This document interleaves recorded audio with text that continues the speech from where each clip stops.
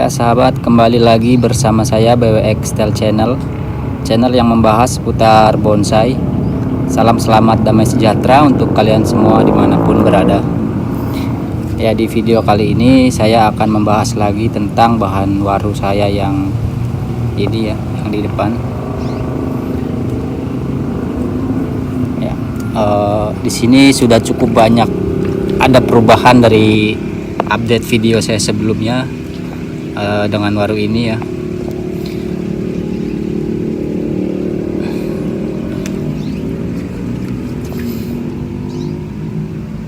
Ini atasnya saya lagi kasih penyangga kayu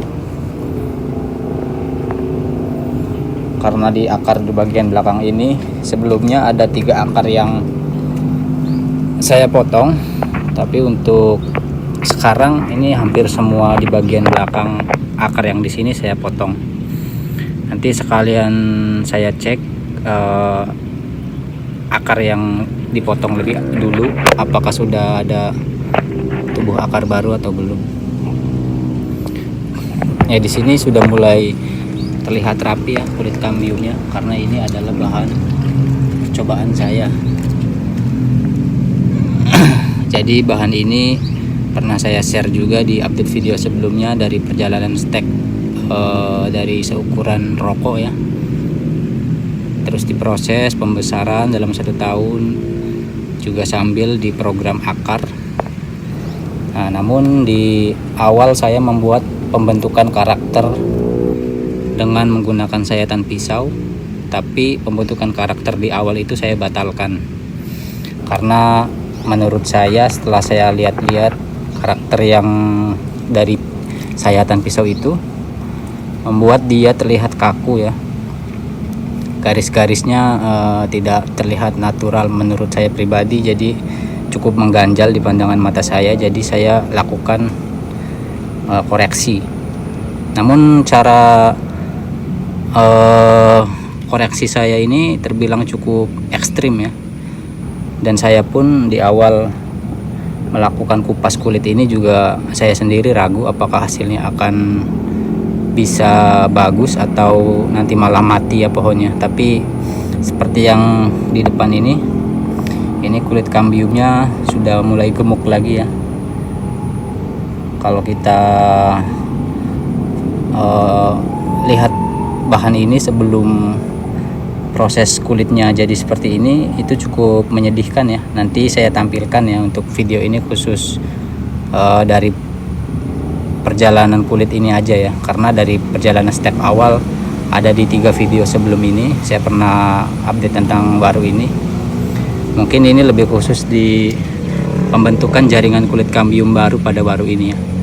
Nanti saya tampilkan videonya berikut dari mulai dia kulitnya saya kupas.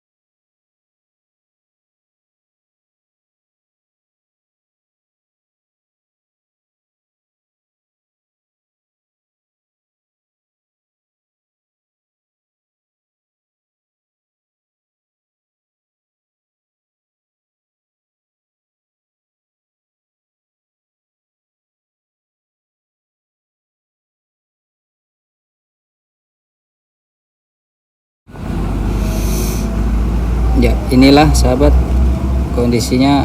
Saya sudah bongkar bukan bongkar, maksudnya saya kurangi media atasnya, jadi akarnya cukup terlihat ke bawah ya.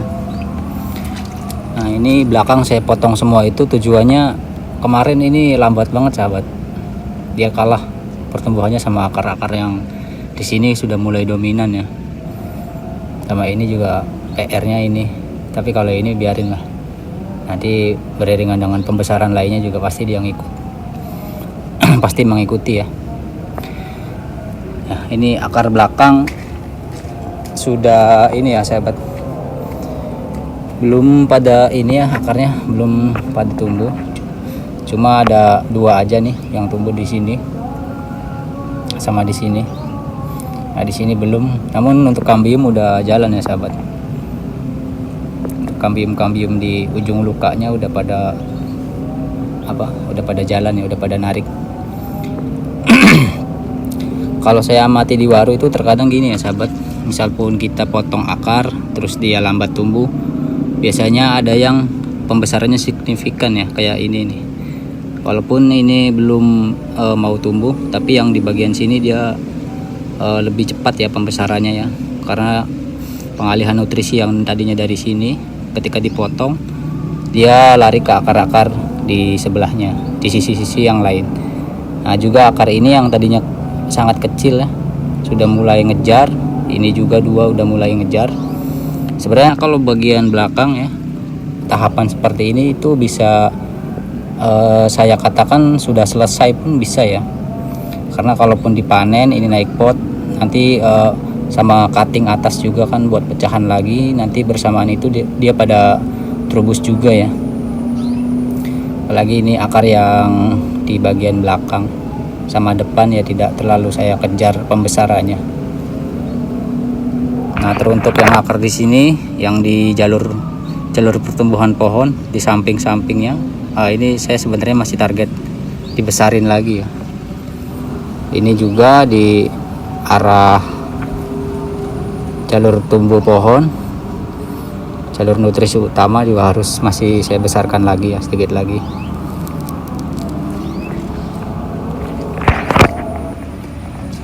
Di bagian depan juga sebenarnya ini sudah hampir cukup ya sahabat.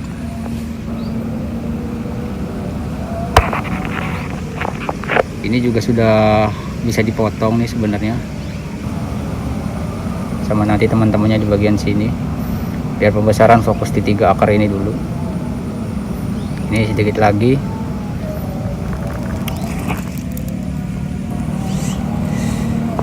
Kemarin pas pembersihan kulit kering sahabat, di sini ada, tadinya dia ada kayu yang sampai sini ya, karena sebelum itu kita nggak tahu jalur hidup kambium itu sampai mana ya.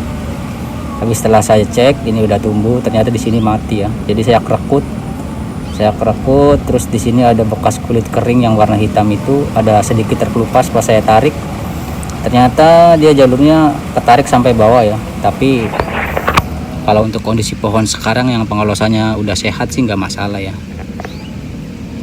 Yang saya buat ragu dan khawatir itu pengupasan kulit di awal, karena tunas-tunas ininya masih kecil ya, untuk narik buat kambium dia bisa sehat lagi tuh ya cukup lama ya. Ini 4 bulanan, sekitar 4 bulan dari kulitnya dikupas itu ya. Ya sambil kita lihat programan yang lain sahabat. Bagian sini baru udah dilepas kawat untuk cabang pertama dan batang keterusan ke utama ya. Nah di sini kita baru ngawatin karena di bagian sini baru tumbuh ya, karena kemarin saya ulang tunasnya terlalu panjang, jadi saya potong terus tumbuh baru, ini saya kawat. Ini saya buat 2 opsi nanti di kemudian hari ya. Kalau mau saya buat tunas pendek, saya pakai tunas di sini. Ini keliling tunasnya ada karena pernah saya stop di sini dari tunas pertama itu. Ini tunas baru ya. Kalau saya mau buat panjang, saya pakai di sini nih. Kalau buat saya buat tinggi, ini cabang keduanya, ketiga. Kalau saya buat pendek, nanti cabang ketiga saya cari dari sini. Ini batang utama. Cabang keempatnya saya lariin agak ke depan. Nah ini kalau mau dibuat pendek juga, saya ambilnya di sini ya. Kalau dipanjangin di sini atau di sini ada, di belakang sini ada tunas. sini ada warung lokal. Belum saya mau update sekarang ya, karena akarnya masih ada yang di tahap akar besarnya. Terus ini yang dikawatin kemarin sudah lepas kawat satu, yang satunya saya pengawatan ulang karena masih berbalik arah. Dia masih belum nurut ya, enggak. Ini biasanya pengawatan kedua, pas pelepasan tuh dia udah kaku. Nanti kalau udah bagus saya update lagi nih. Terus pengecekan akar baru Jepang ini, kemarin saya ada potong akar di sini. Ini udah tumbuh ya, akar baru.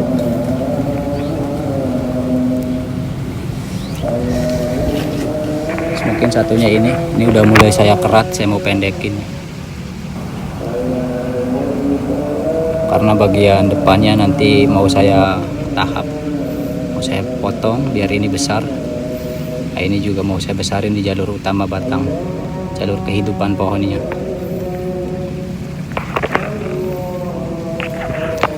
Nah, bagian belakang juga ada sepertinya sudah mau ini ya, sudah mau saya cutting di sini biar pembesaran pindah ke sini dan ini sama ini terutama.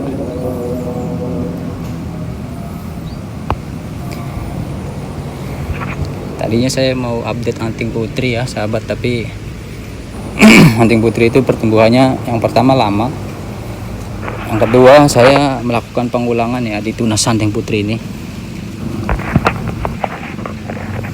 Di sini saya potong lagi, ini tunas baru jadi pendek dia ruasnya, karena tadinya ruas dari sini langsung tinggi sahabat, sama pun yang di sini juga gitu. Nah ini saya baru ngulang ini yang cabang pertama. Ini tunas baru, harapannya tunas ruasnya itu lebih pendek ya. Tadinya mau saya update sekalian cek akarnya dan sekalian saya wiring ya, saya kawatin. Tapi ya karena saya melakukan pengulangan di sini jadi belum bisa di wiring sekarang ya. Walaupun yang di sini sudah cukup panjang ya, sudah bisa dikawat sebenarnya, tapi saya mau tunggu sedikit lagi sini. Ini udah komplit ya, jalur back udah ada,